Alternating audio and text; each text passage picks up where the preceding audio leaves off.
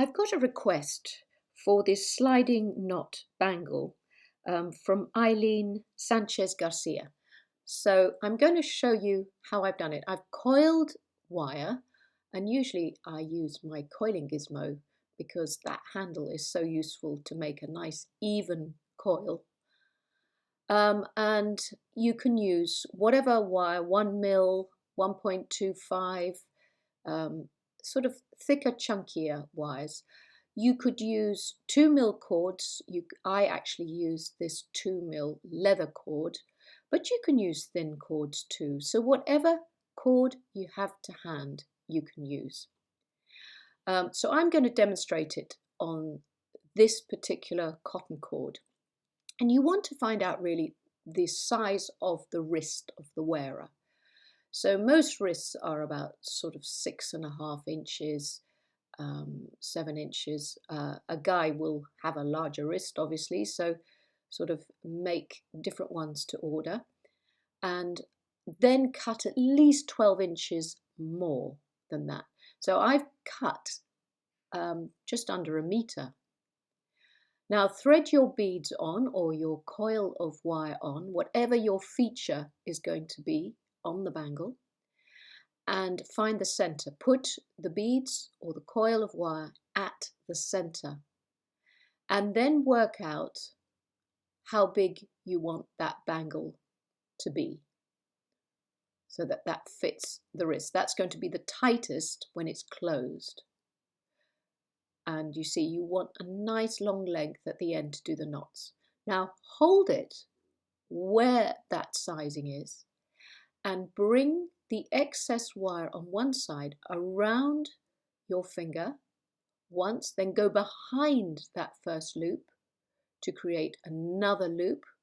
So it's behind,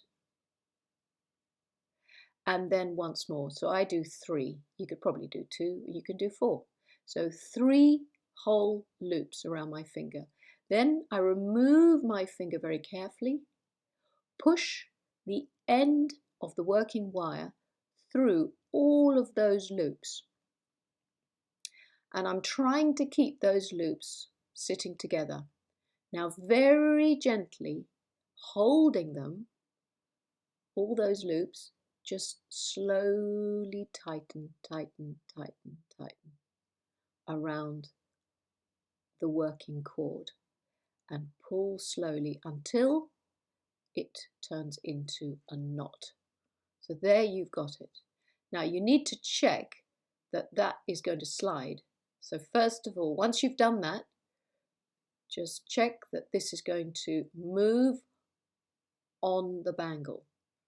So if you were just doing a bangle with 1 knot or a necklace with 1 knot, that is all you would have to do. So we've got 1. So move it around so you can feel that it's going to work. And it's obviously easier on a wax cotton. It's easier on leather. And now you've got to work out again the size, because having moved it around, you've probably pulled it out of size. So decide on the closed side. So when it's on the, get your beads to go in the center, and then make the knot on the opposite side of those beads or that coil, and do the same thing. So once around my finger, second time around my finger, third time. It's always going backwards. And once I've done those 3 loops, I very gently remove my finger, holding on to those 3 loops, push the end of the cord from the back loop to the front loop, and then slowly pull and tighten, making sure the loops don't overlap, because I want to try and keep it as neat as I can. That's the hardest bit really of the whole project, is making sure that you don't pull this too quickly and then it becomes one big blob. So you gently pull it and then tighten, tighten, tighten, make it nice and nice and tight. And there you've got the second knot on the opposite side of whatever you're going to put on your bangle, your feature beads or your coil. And then check again that it slides, you can move it, and that it's nice and solid. So with the ends, you can do all sorts of things. You can make a little knot right close up to your slider knots. And that means, especially on this sort of cotton cord, it can fray. So I recommend doing something like a knot on each side, because the cotton over time will start fraying and opening up. So just tighten that up. Make sure it's nice and closed. Pull it with your pliers for extra strength. Then use scissors. Cut really close to your knots. You don't need to leave, any excess length. Just trim it to the knot. And then what I would do on the knot, maybe put a bit of clear nail varnish, and that just holds any fraying ends together so that it doesn't, the threads don't come apart. And that's it. It's ready to be used. You can open up the sliding knots, put it on, and then you will pull each side to bring it together once it's on the wrist. Now, there are many different ends you can do. I did that knot, but you can get these crimp beads. I find these crimp ball beads really good, especially for leather.